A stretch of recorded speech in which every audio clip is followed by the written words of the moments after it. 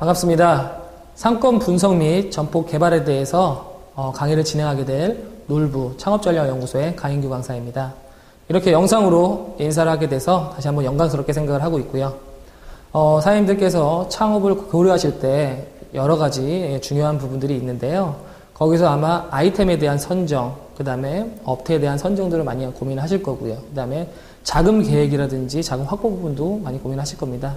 근데 아마 가장 고민도 되시고 힘들다고 느껴지시는 게 아마 점포 선정이 아닌가라고 생각이 들고 있습니다. 제가 이번에 진행해드릴 강의는 창업을 하시면서 실질적으로 필요한 내용인 상권, 입지 분석에 대한 이론적인 부분을 포함해서 아이템 및 상권별로 실제 입점했던 점포 위주의 사례 형태로 강의를 진행해드릴 예정입니다.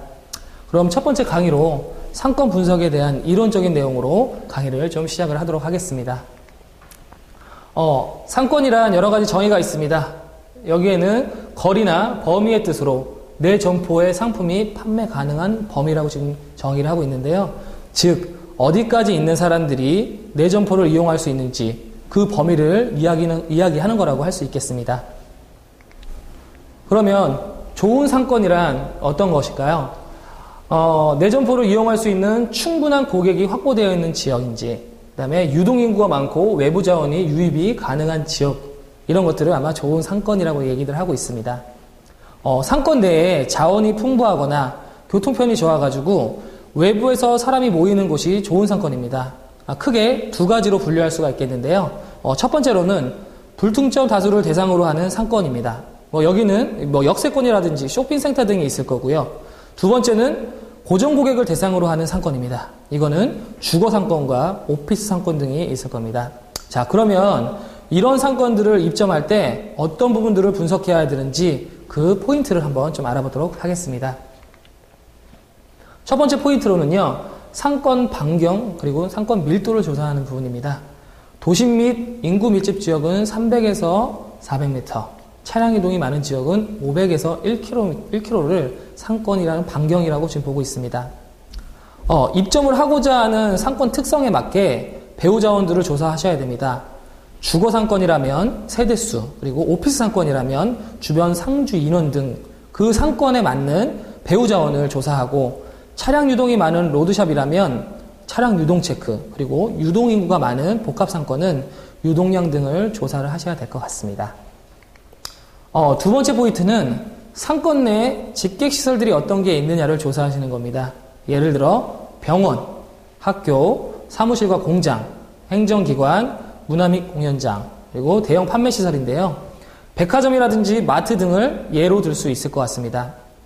사람들이 모여있는 시설이 들어있는지 그 체크를 해주셔야 한다는 내용입니다. 그 시설들이 들어와 있다면 어떤 규모인지, 외부 자원들이 유입은 어느 정도 할지, 그리고 요즘은 이런 특수상권들을 가지고 있는 지역으로 사람들이 많이 몰리기 때문에 개발이 될 계획이 있는지 그 필히 또 조사를 해주셔야 될 것 같습니다. 세 번째로는 유동인구에 대한 조사입니다. 평일과 주말, 그 다음 날씨별, 시간대별 조사, 그리고 주 고객층의 주 통행량을 또 보셔야 될 것 같고요.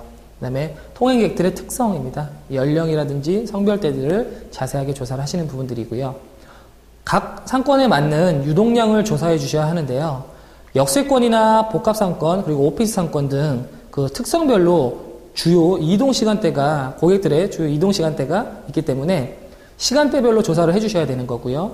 평일이라든지 주말은 나눠서 체크를 꼭 해주셔야 됩니다. 단 일반 주거 지역이라든지 택지개발지구 같은 상권 같은 경우는 원래 유동량이 그렇게 많지가 않습니다. 그렇기 때문에 이런 상권들 같은 경우는 배후 자원과 입지 등에 더 많은 조사가 필요하다는 점을 유의하시기 바랍니다. 네 번째 체크 포인트입니다. 상업시설의 비율과 그 다음에 경쟁점들의 현황을 철저하게 조사해야 된다는 내용입니다.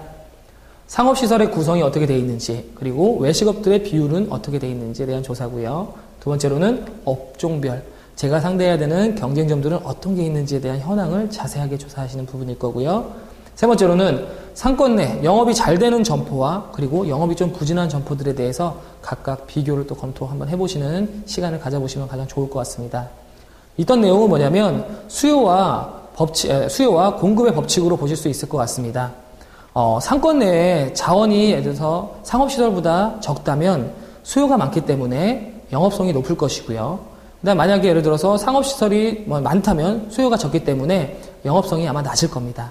네, 그 중에서도 외식업과 또한 사장님들께서 하고자 하는 업종과 비슷한 업소들이 어느 정도 있는지 꼭 확인을 하셔야 될 것 같습니다. 사장님들께서 이제 하고자 하는 아이템에 맞는 상권을 꼭 판단하셔가지고요, 철저하게 준비를 하셔야 된다는 전체적인 내용이었습니다. 이상으로 상권 분석에 대한 체크 포인트까지 해서 오늘의 강의는 좀 마치도록 하고요. 다음 강의는 1강과 똑같이 입지에 대해서 저희가 좀 강의를 해드리도록 하겠습니다. 앞서 이제 말씀드린 것처럼 2강까지는 좀 이론적인 내용으로 좀 많이 가실 거고요. 3강부터는 좀 더 실전 창업에 도움이 될 수 있는 강의들로 만들어서 다시 좀 만나 뵙도록 하겠습니다. 감사합니다.